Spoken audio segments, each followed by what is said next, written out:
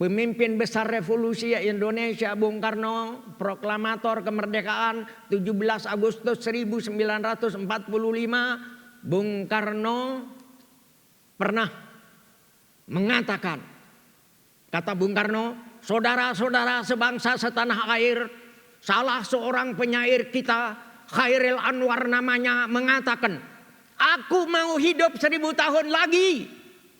Aku kagum kepada kalimat ini, saudara. Soekarno juga ingin hidup 1000 tahun. Tapi mana mungkin, 100 tahun saja tidak mungkin. Walaupun demikian, walaupun aku tidak mungkin hidup 100 tahun, tak mungkin hidup 1000 tahun, tapi cita-cita kemerdekaan yang kutanamkan di hati bangsaku, di hati rakyatku, aku yakin akan hidup sampai 1000 tahun. Semangat seperti itu menjadi sangat penting kita kaji sekarang ini. Supaya antara kita, walaupun berlainan agama, walaupun berlainan aliran, walaupun berbeda bendera atau berbeda umbul-umbul, kita tetap merasa bersatu di bawah bendera Pancasila. Karena itu dalam hati kita jangan ada bendera lain yang lebih besar dari merah putih.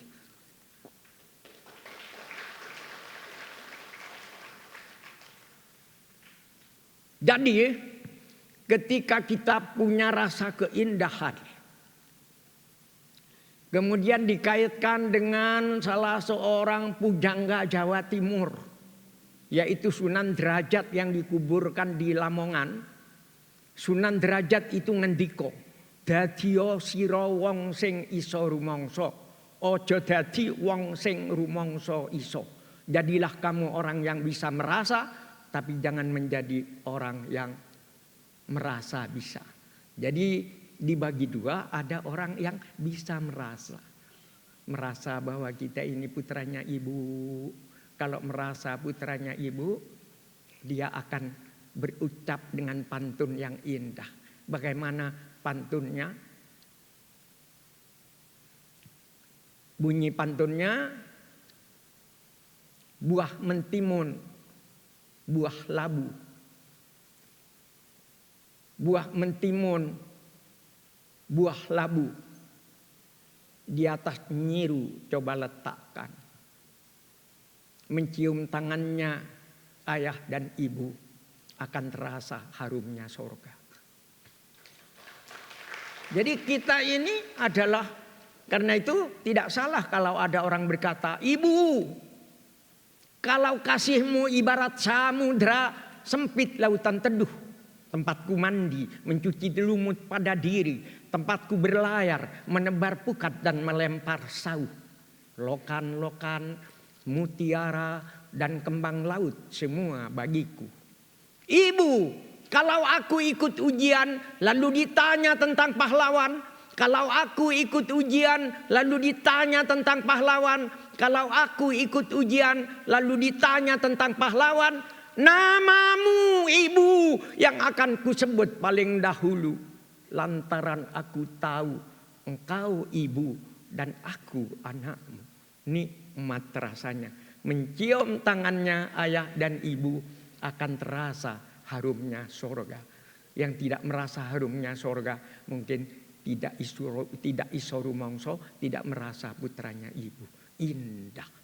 Jadi kalau ada hutang yang tak mampu kita bayar, hutang kita kepada ibunda, hutang kita kepada ayahanda. Dan ibu yang lebih luas dari ibu kita yang pribadi, ada ibu yang lebih besar lagi, namanya Indonesia. Kenapa kita harus cinta kepada bangsa dan tanah air? Karena kita iso rumangsa. Sekali lagi, kenapa kita harus hubbul watan minal iman? Cinta tanah air adalah sebagian dari iman. Kenapa kita harus cinta kepada tanah air dan bangsa? Kita semua minum air Indonesia menjadi darah kita. Kita makan beras dan buah-buahan Indonesia menjadi daging kita. Kita menghirup udara Indonesia menjadi nafas kita. Kita bersujud di atas bumi Indonesia, berarti bumi Indonesia adalah sajadah kita. Dan bila tiba saatnya kita mati, kita semua akan tidur dalam pelukan bumi Indonesia. Daging kita yang hancur membusuk akan bersatu kembali dengan harumnya bumi Indonesia. Maka tidak ada alasan untuk tidak cinta kepada bangsa dan tanah air. Tidak ada alasan untuk tidak cinta kepada Indonesia. Tanah air Indonesia adalah ibunda kita. Siapa yang mencintainya jangan mengisinya dengan maksiat, jangan mengisinya dengan dosa, jangan mengisinya dengan kebencian, permusuhan dan adu domba. Tanah air Indonesia adalah sajadah kita. Siapa mencintainya harus menanaminya dengan benih-benih keimanan, ketakwaan, kerukunan, persaudaraan, kemajuan, dan kreativitas. Tanah air Indonesia adalah sajadah kita, tempat kita bersujud kepada Allah. Pas 15 menit saya bicara karena sebentar lagi kita akan melihat pementasan adik-adik Sanggar Lidi. Sekali lagi, lidi kalau satu bisa dipatahkan, tapi kalau bersatu, berhimpun dan kemudian bersimpai tidak bisa dipatahkan.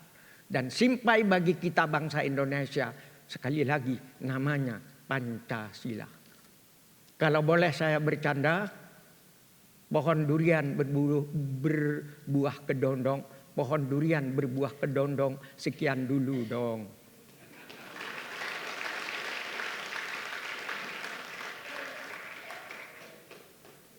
Kalau Anda membeli galah, carilah bambu di Surabaya. Kalau ada ucapan saya yang salah, berikanlah maaf kepada saya.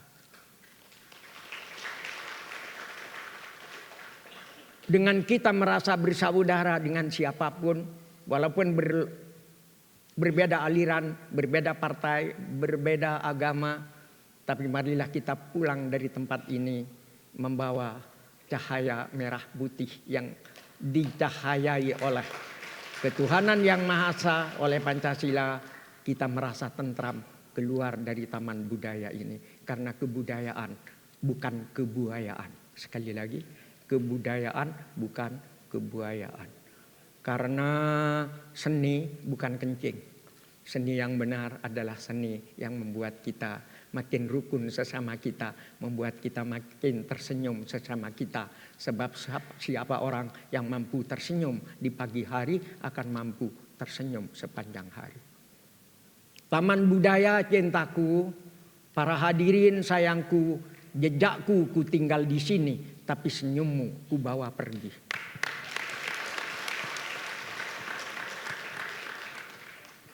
Wassalamualaikum warahmatullahi wabarakatuh.